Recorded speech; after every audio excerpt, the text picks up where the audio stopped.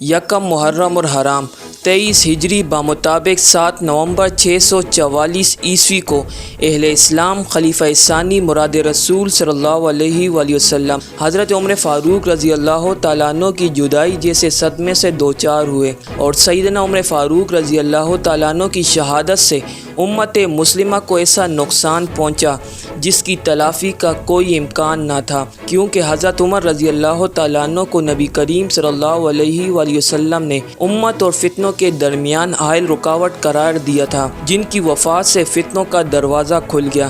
امت مسلمہ کا اس بات پر اجماع ہے کہ انبیاء کرام علیہ السلام کے بعد سب سے افضل ہستی حضرت ابوبکر صدیق رضی اللہ تعالیٰ عنہ ہیں، اور ان کے بعد مقام و مرتبہ حضرت عمر فاروق رضی اللہ تعالیٰ عنہ کا ہے۔ آپ رضی اللہ تعالیٰ عنہ کے فضائل اور مناقب سے حدیث کی کتب بھری پڑی ہیں، چنانچہ سیدنا عمر فاروق رضی اللہ تعالیٰ عنہ کے بارے میں رسول اکرم صلی اللہ علیہ وآلہ وسلم نے ارشاد فرمایا، اگر میرے بعد کوئی نبی ہوتا تو عمر ہوتا۔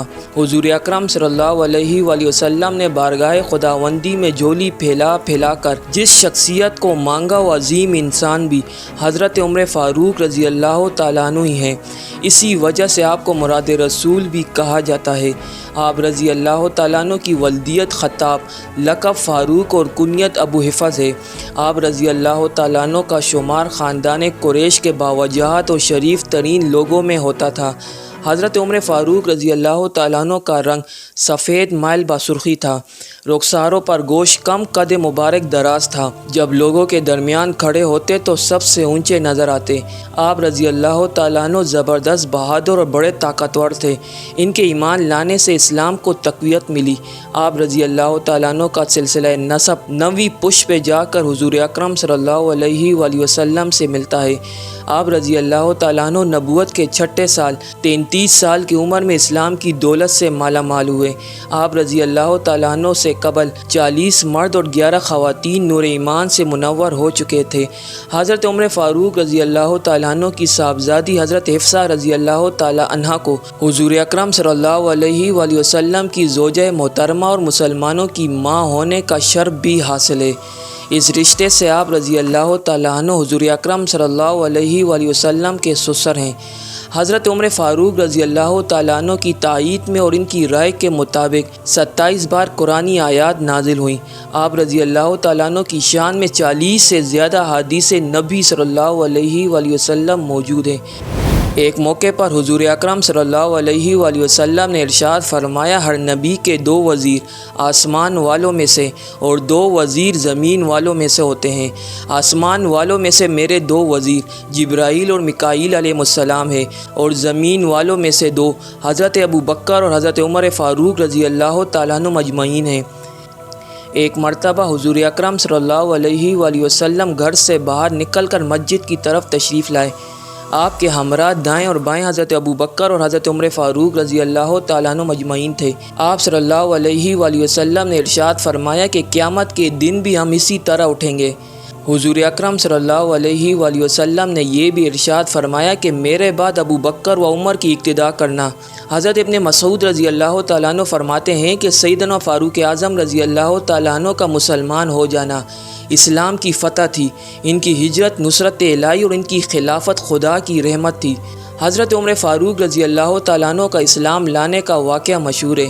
جب آپ رضی اللہ تعالیٰ عنہ اسلام قبول کرنے کے لیے حضور اکرم صلی اللہ علیہ وآلہ وسلم کی خدمت اقدس میں حاضر ہوئے تو حضور اکرم صلی اللہ علیہ وآلہ وسلم نے چند قدم آگے بڑھ کر حضرت عمر فاروق رضی اللہ تعالیٰ عنہ کو گلے سے لگایا اور پھر حضرت عمر فاروق رضی اللہ تعالیٰ عنہ کے سینے پر 3 مرتبہ ہاتھ پھیر کر دعا دی کہ خدایا عمر کے سینے کو ایمان سے بھر دے۔ حضرت عمر فاروق رضی اللہ تعالیٰ عنہ کے اسلام قبول کرنے سے صحابہ کرام رضی اللہ تعالیٰ عنہ مجمعین نے خوشی سے نعرہ تکبیر بلند کیا۔ حضرت عمر فاروق رضی اللہ تعالیٰ عنہ کے اسلام لانے سے کفر پر روب پڑ گیا اور مسلمانوں نے پہلی اعلانیہ نماز کعبے میں ادا کی۔ آپ رضی اللہ تعالیٰ عنہ کی ہجرت کا واقعہ بھی انتہائی ایمان افروز ہے کہ آپ رضی اللہ تعالیٰ عنہ نے ہجرت سے قبل کعبے کا طواف کیا اور کفار کو مخاطب کر کے للکارا کہ میں رسول اکرم صلی اللہ علیہ وآلہ وسلم کے حکم پر ہجرت کر کے مکہ سے مدینہ جا رہا ہوں۔ جس نے اپنی بیوی کو بیوہ کرانا ہو یا بچوں کو یتیم کرانا ہو میرا راستہ روک لے، لیکن کفار میں سے کسی کو روکنے کی ہمت نہ ہوئی۔ حضرت سعد بن ابی وقاص رضی اللہ تعالیٰ عنہ سے روایت ہے کہ رسول اکرم صلی اللہ علیہ وآلہ وسلم نے ارشاد فرمایا کہ اے عمر بن خطاب، قسم ہے اس ذات پاک کی جس کے قبضہ قدرت میں میری جان ہے، شیطان جب تمہیں کسی راستے پر چلتا ہوا دیکھتا ہے تو اپنا راستہ بدل لیتا ہے۔ ترمذی شریف میں ہے کہ حضور اکرم صلی اللہ علیہ وآلہ وسلم نے ارشاد فرمایا، اے عمر، شیطان تم سے ڈرتا ہے۔ حضور اکرم صلی اللہ علیہ وآلہ وسلم نے یہ بھی ارشاد فرمایا کہ بلا شبہ حق تعالیٰ نے عمر رضی اللہ تعالیٰ عنہ کی زبان اور دل پر حق کو جاری کر دیا۔ حضور اکرم صلی اللہ علیہ وآلہ وسلم ایک روز احد پہاڑ پر تشریف لے گئے۔ آپ صلی اللہ علیہ وآلہ وسلم کے ساتھ حضرت ابوبکر، حضرت عمر اور حضرت عثمان غنی رضی اللہ تعالیٰ عنہ مجمعین بھی تھے۔ احد پہاڑ حرکت کرنے لگا تو آپ صلی اللہ علیہ وآلہ وسلم نے اپنے پاؤں مبارک سے اشارہ کیا، اے احد ٹھہر جا، تیرے اوپر ایک نبی، ایک صدیق اور 2 شہید ہیں۔ آپ رضی اللہ تعالیٰ عنہ تمام غزوات میں مجاہدانہ شان کے ساتھ کفار سے لڑتے رہے، کئی معرکوں میں سپہ سالار کے فرائض بھی سر انجام دیے، جبکہ وزیر و مشیر کی حیثیت سے تمام اسلامی معاملات اور صلح و جنگ وغیرہ کی تمام منصوبہ بندیوں میں حضور نبی اکرم صلی اللہ علیہ وآلہ وسلم اور حضرت ابوبکر صدیق رضی اللہ تعالیٰ عنہ کے وفادار رفیق کار رہے۔ ایک عظیم سلطنت کے عظیم امیر ہونے کے باوجود عاجزی کا یہ عالم تھا کہ ایک بار کندھے پر پانی سے بھرا ہوا مشکیزہ اٹھایا ہوا تھا۔ کسی نے عرض کی، اے مسلمانوں کے امیر، یہ کام آپ کے لیے مناسب نہیں ہے۔ فرمایا، میرے پاس لوگوں کے وفد در وفد آتے ہیں، جس کی وجہ سے مجھے اپنے دل میں فخر و بڑائی کی لہر محسوس ہوئی، لہٰذا مشکیزہ اٹھا کر اس لہر کو پاش پاش کر دینا چاہتا ہوں۔ پھر ایک انصاری صحابیہ رضی اللہ تعالیٰ عنہ کے گھر کے قریب تشریف لائے اور ان کے برتنوں کو پانی سے بھر دیا۔ آپ رضی اللہ تعالیٰ عنہ مدینہ منورہ کے بچوں سے اپنے لیے دعا کراتے کہ دعا کرو کہ عمر بخشا جائے۔ آپ کی زبان اقدس پر اکثر تکبیر کا کلمہ جاری رہتا تھا۔ آخری عمر میں مسلسل روزے رکھنا شروع کر دیے تھے۔ سن 13 ہجری میں مسن خلافت پر جلوہ فرما ہوئے اور 10 سال 6 ماہ تک فائز رہے۔ یہ رسول اکرم صلی اللہ علیہ وآلہ وسلم کی صحبت اور تربیت کا گہرا اثر تھا کہ اسلامی احکامات نافذ کرنے اور ان پر عمل کروانے میں کسی قسم کی رعایت نہیں کرتے تھے۔ چنانچہ ایک مرتبہ بازار میں ایک بہت موٹا اونٹ فروخت ہوتے دیکھا تو پوچھا، یہ اونٹ کس کا ہے؟ لوگوں نے بتایا کہ آپ کے بیٹے کا ہے۔ فوراً بیٹے کو بلوایا اور اونٹ کے موٹا تازہ ہونے کا سبب دریافت کیا۔ انہوں نے عرض کی، یہ اونٹ سرکاری چراگاہ میں چرتا ہے، اسی لیے اتنا فربہ ہو گیا ہے۔ آپ نے حکم ارشاد فرمایا، اس اونٹ کو بیچ کر اونٹ کی عام رقم اپنے پاس رکھ لو اور باقی رقم سرکاری خزانے میں جمع کروا دو۔ کسی شخص کو کسی صوبے پر حاکم مقرر کرتے تو اس کے تمام مال و اثاثوں کی فہرست لکھوا کر اپنے پاس محفوظ کر لیتے تھے۔ بعد میں جن افسران کے اثاثے زائد ہوتے اور وہ ان کی کوئی صحیح وجہ بیان نہ کر پاتے تو ان اثاثوں کو بیت المال میں جمع کروانے کا حکم فرما دیتے۔ آپ رضی اللہ تعالیٰ عنہ خود فرماتے تھے، لوگ تب تک راہ راست پر رہتے ہیں جب تک ان کے رہنما اور سربراہ راہ راست پر رہتے ہیں۔ آپ رضی اللہ تعالیٰ عنہ نماز کے معاملے میں کسی دوسری چیز کو اہمیت نہ دیتے تھے۔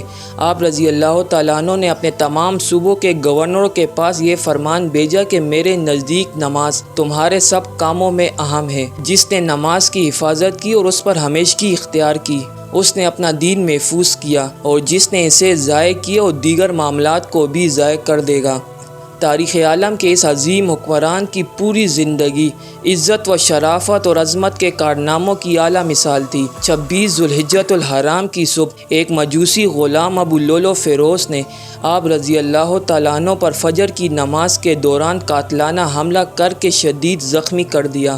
آپ رضی اللہ تعالیٰ عنہ نے حضرت عبد الرحمن بن عوف رضی اللہ تعالیٰ عنہ کو نماز پڑھانے کا حکم دیا۔ جب لوگ آپ رضی اللہ تعالیٰ عنہ کو اٹھا کر آپ کے گھر میں لائے تو مسلسل خون بہنے کی وجہ سے آپ پر غشی طاری ہو چکی تھی۔ ہوش میں آتے ہی آپ رضی اللہ تعالیٰ عنہ نے اپنے بیٹے کا ہاتھ پکڑ کر انہیں اپنے پیچھے بٹھایا اور وضو کر کے نماز فجر ادا کی، پھر چند دن شدید زخمی حالت میں گزار کر اپنی جان آفرین کے سپرد کر دی۔ حضرت صہیب رومی رضی اللہ تعالیٰ عنہ نے آپ کی نماز جنازہ پڑھائی۔ آپ رضی اللہ تعالیٰ عنہ کو یکم محرم اور حرام 24 ہجری روزہ رسول میں خلیفہ اول حضرت ابوبکر صدیق رضی اللہ تعالیٰ عنہ کے پہلو میں دفن کیا گیا۔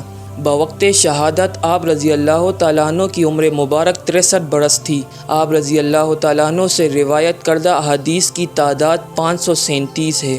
اللہ ان سے راضی اور وہ اپنے رب سے راضی ہوئے۔